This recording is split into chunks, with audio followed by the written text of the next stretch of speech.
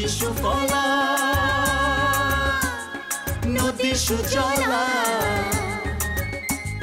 মাটি সুফলা নদী সুজলা স্বপ্নের রঙে আঁকাই শ্যামল বাংলা আমার শ্যামল বাংলা শ্যামল বাংলা আমার শ্যামল বাংলা ওরে শ্যামল বাংলা। সুপ্রিয় দর্শক, স্বাগত জানাচ্ছি বাংলা ভিশনের নিয়মিত আয়োজন শ্যামল বাংলা অনুষ্ঠানে। শুরুতেই জানিয়ে রাখছি, শ্যামল বাংলার আজকের পর্বে আপনাদের জন্য থাকছে দিনাজপুরে হাঁসের খামার নিয়ে বিশেষ প্রতিবেদন, রংপুরে মেসার্স মমতাজ ডেইরি ফার্ম নিয়ে মূল প্রতিবেদন, এছাড়াও থাকবে পানের পাতা পচা রোগ নিয়ে কৃষি টিপস।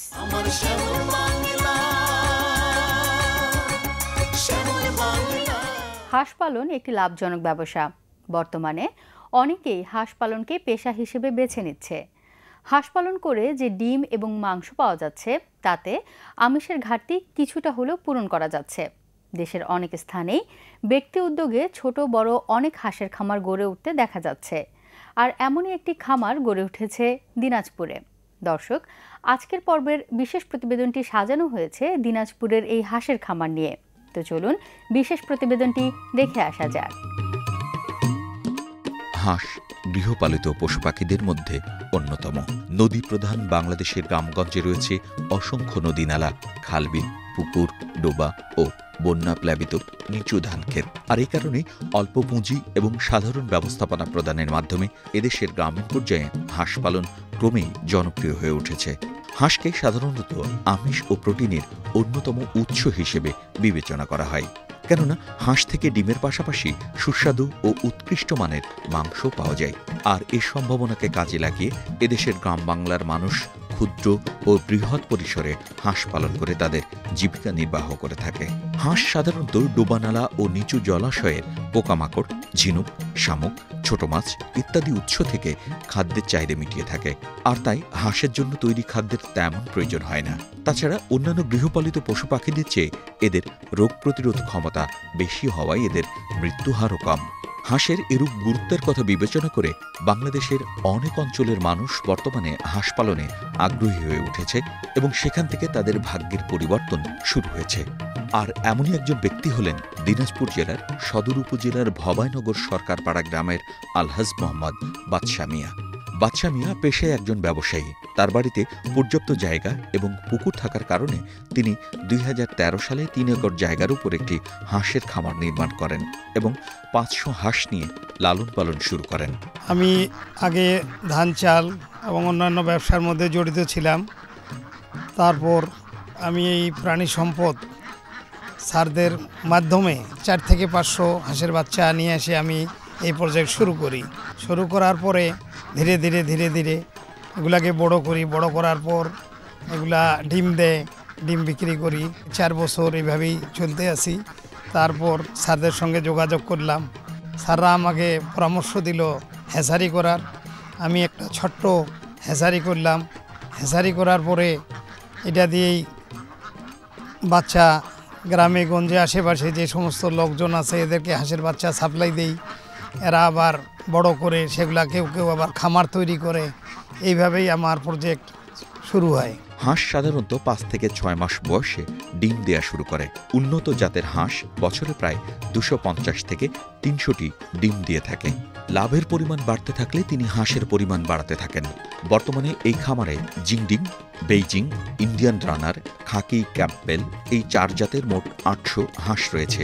খামারটি দেখাশোনার জন্য 3 জন শ্রমিক রাখা হয়েছে। আমাকে এখানে বেতন দেয় 9,000 টাকা। ফার্মে হাঁসে খাওয়া দাওয়া দেই, ডিম উঠাই সকালবেলা, ওঠার পরে ডিম ধুই, মেশিনে বসাই দেই। হাঁসের খাবার হিসেবে গম, ভুট্টা, কুড়া, ফিড জাতীয় খাবার দেওয়া হয়। আলহাজ মোহাম্মদ বাদশা মিয়ার বাড়িতে একটা পুকুর রয়েছে। দিনের কিছুটা সময় এখানে হাঁসগুলোকে ছেড়ে দেওয়া হয়, ফলে খাবারের খরচ অনেকাংশে কমে যায়। 800টি হাঁসের জন্য তার প্রতিদিন ব্যয় হয় প্রায় 3,000 টাকা। এই 800 হাঁস হতে গড়ে প্রতিদিন প্রায় 450 থেকে 500টি ডিম পাওয়া যায়। আলহাজ মোহাম্মদ বাদশা মিয়া ইনকিউবেটর মেশিনের মাধ্যমে এই ডিম থেকে বাচ্চা ফুটিয়ে বিক্রি করতে শুরু করেন। তার একটা ইনকিউবেটর মেশিনে 10,000 ডিম ধরে। দিনাজপুরে হাঁসের বাচ্চার চাহিদা থাকায় তিনি বাচ্চা উৎপাদন বৃদ্ধির জন্য নতুন আরও একটি ইনকিউবেটর মেশিন তৈরি করেছেন। ফলে একই সাথে 2টা মেশিন দিয়ে 20,000 বাচ্চা উৎপাদন করতে পারেন তিনি। ইনকিউবেটর মেশিনে ডিম দিলে ডিম থেকে বাচ্চা ফুটে বের হতে সময় লাগে 28 দিন। এখন আমার মোটামুটি 800 ডিমের হাঁস। এই ডিমের হাঁস থেকে ডিম এরা 400-450 ডিম দেয়। এই ডিম থেকে আমি এই ডিমগুলা মেশিনে ঢুকাই বাচ্চা করি। এই বাচ্চাগুলো আমি আবার মার্কেটে বিক্রি করি। ডিম থেকে বাচ্চা ফুটে বের হওয়ার পর 3 থেকে 5 দিন হিটে রাখা হয়। এতে বাচ্চার মৃত্যু হার কমে যায়। বিভিন্ন স্থান থেকে ক্রেতারা খামারে এসে বাচ্চা ক্রয় করে নিয়ে যায়। 1 দিন বয়সের প্রতিটি হাঁসের বাচ্চার বাজার মূল্য 25 থেকে 30 টাকা, আর 3 দিন বয়সের প্রতিটি হাঁসের বাজার মূল্য 40 থেকে 60 টাকা। ফার্ম করার উদ্দেশ্যে এখান থেকে আমি বাচ্চা নিয়েছি। মাসির কাছে আমি শুনেছি যে এখানকার বাচ্চা নাকি মান ভালো, চিকিৎসা ভালো দেয়, তারপর 3 দিন 4 দিন রাখার পরে গ্রাহকদেরকে দেয়। এই জন্য আমি এনার কাছে আসে বাচ্চা নেওয়ার জন্য আসছি। তার এই উন্নত জাতের প্রাপ্তবয়স্ক প্রতিটি হাঁসের বাজার মূল্য প্রায় 600 থেকে 700 টাকা। 2,500 থেকে 3,000 হাঁসের বাচ্চা বিভিন্ন থানায় বিভিন্ন জায়গায় এগুলাকে ডেলিভারি দেই। এইভাবে অনেক হাঁসের খামার তৈরি হয়েছে। এইভাবে আমি আমার প্রজেক্ট বৃদ্ধি করার চেষ্টা করতেছি। আলহাজ মোহাম্মদ বাদশা মিয়া নিয়মিত প্রাণী সম্পদ কর্মকর্তার পরামর্শ গ্রহণ করেন এবং সেই অনুযায়ী খামারটি পরিচালনা করেন। আমরা তার দক্ষিণে খোলা ফসলের মাঠ এবং নিজস্ব পুকুর বেষ্টিত তার বাড়ি, এগুলো দেখে আমরা মনে করি এখানে হাঁসের একটা যথেষ্ট সম্ভাবনা আছে। সেই সম্ভাবনার থেকেই আমরা তাকে হাঁসের খামারের করার পরামর্শ দেই। আমাদের পরামর্শ মতে তিনি প্রথমে 400-500 হাঁস দিয়ে তার যাত্রা শুরু করেন। পরবর্তীতে ধীরে ধীরে এই হাঁসের খামারটি তিনি বড় করার একটা পরিকল্পনা গ্রহণ করেন এবং আমাদের সাথে পরামর্শ করে ছোট্ট একটা হ্যাচারি, মিনি হ্যাচারি স্থাপনের তিনি সিদ্ধান্ত নেন। তার এই হাঁসের খামার দেখে আশেপাশের অনেক মানুষ উৎসাহিত হয়েছে এবং তার মাধ্যমে আমাদের পরামর্শ এবং তার অভিজ্ঞতাকে কাজে লাগিয়ে ছোট ছোট অনেক খামার গড়ে উঠেছে এই দিনাজপুর সদর উপজেলায়। বর্তমানে তার এই হাঁসের খামার থেকে প্রতি মাসে প্রায় 1 লক্ষ হতে 1,50,000 টাকা আয় হচ্ছে। আলহাজ মোহাম্মদ বাদশা মিয়া একজন সফল উদ্যোক্তা। আমরাও তার সফলতা কামনা করছি। দেশের অনেক শিক্ষিত যুবক বেকারত্বের অভিশাপ থেকে মুক্তি পেতে শুরু করেছেন চাষাবাদ বা খামারি ব্যবসা। আর এভাবে কৃষিক্ষেত্রে যদি সবাই এগিয়ে আসে তাহলে দেশে বেকারত্বের হারও কমে যাবে। প্রিয় দর্শক, ছোট্ট একটা বিরতি নেব এখন। আর বিরতির পর শ্যামল বাংলায় থাকছে রংপুরে মেসার্স মমতাজ ডেইরি ফার্ম নিয়ে মূল প্রতিবেদন। এছাড়াও থাকবে পানের পাতা পচা রোগ নিয়ে কৃষি টিপস।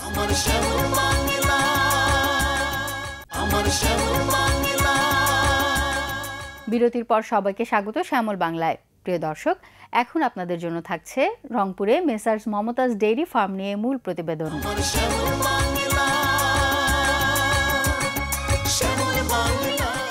বাংলাদেশ অপার সম্ভাবনার দেশ, আর এই সম্ভাবনাকে সঠিকভাবে কাজে লাগানোর মতো আরও একটি অপূর্ব সুযোগ তৈরি হয়েছে ভারত থেকে গরু আমদানি বন্ধ হওয়ায়। দেশের বিভিন্ন স্থানে ছোট বড় হাজারো ডেইরি ফার্ম গড়ে উঠছে এবং সফলতাও অর্জন করছে। আর এমনই একটি ডেইরি ফার্মের দেখা মিলল রংপুরে। ফার্মটির নাম মেসার্স মমতাজ ডেইরি ফার্ম।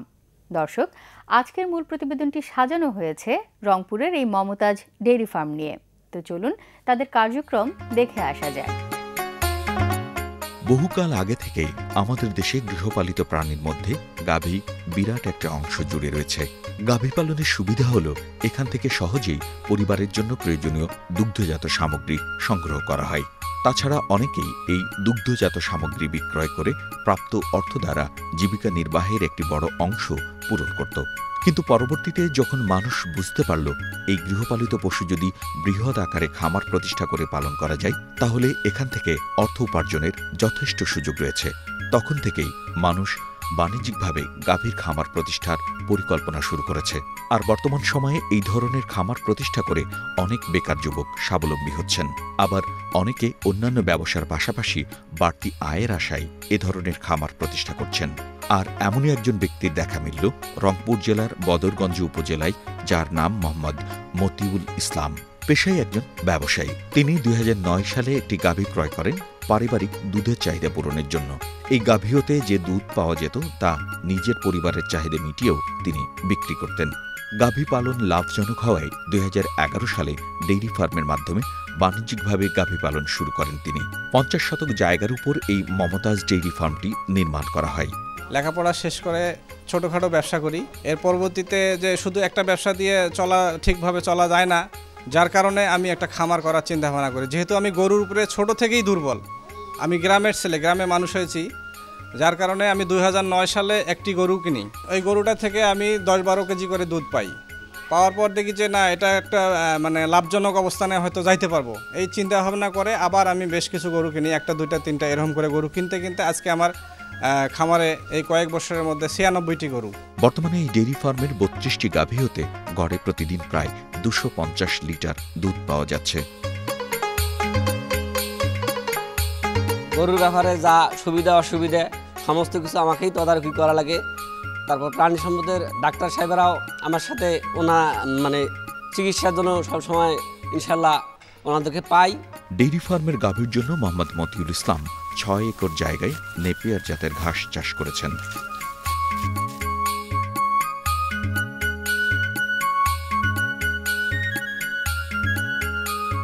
নিয়মিত প্রাণী সম্পদ কর্মকর্তার পরামর্শ গ্রহণ করে তিনি তার ফার্মটি পরিচালনা করেন। এই উপজেলায় ছোট বড় মিলে প্রায় 200 দুগ্ধ খামার গড়ে উঠেছে। আমরা খামারিদেরকে নিয়মিত খামারগুলো পরিদর্শন করি।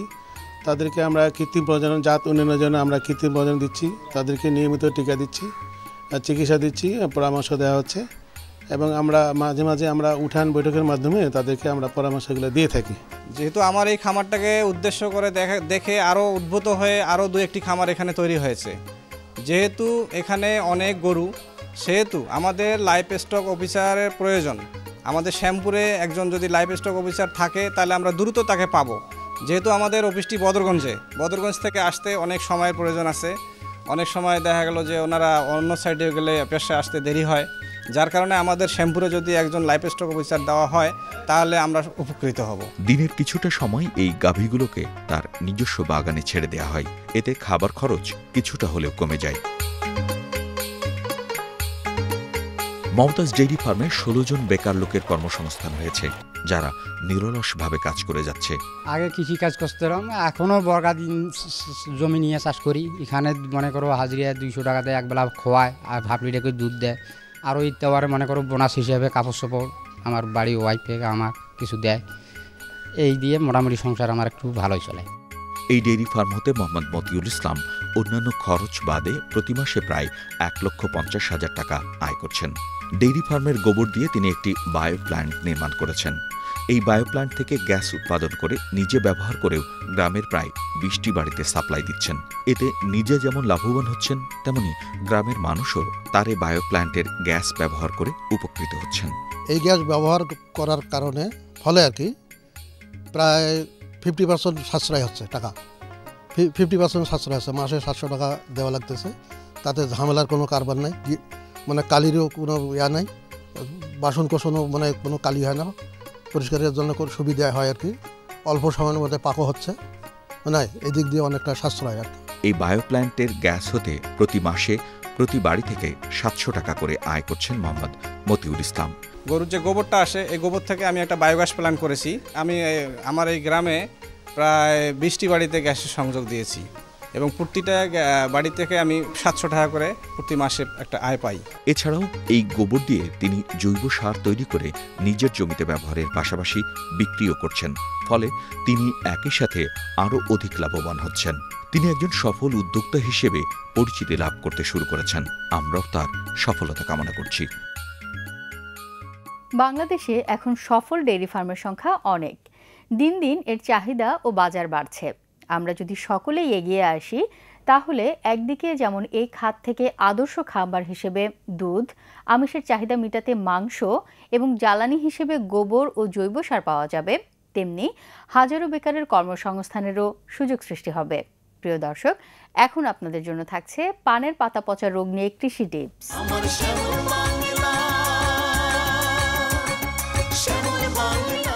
ইদানিং আমাদের দেশে পান চাষিরা ক্ষতিগ্রস্ত হচ্ছে পানের পাতা পচে যাওয়ার কারণে, যার ফলে পানের চাষ কমে যাচ্ছে পর্যায়ক্রমে।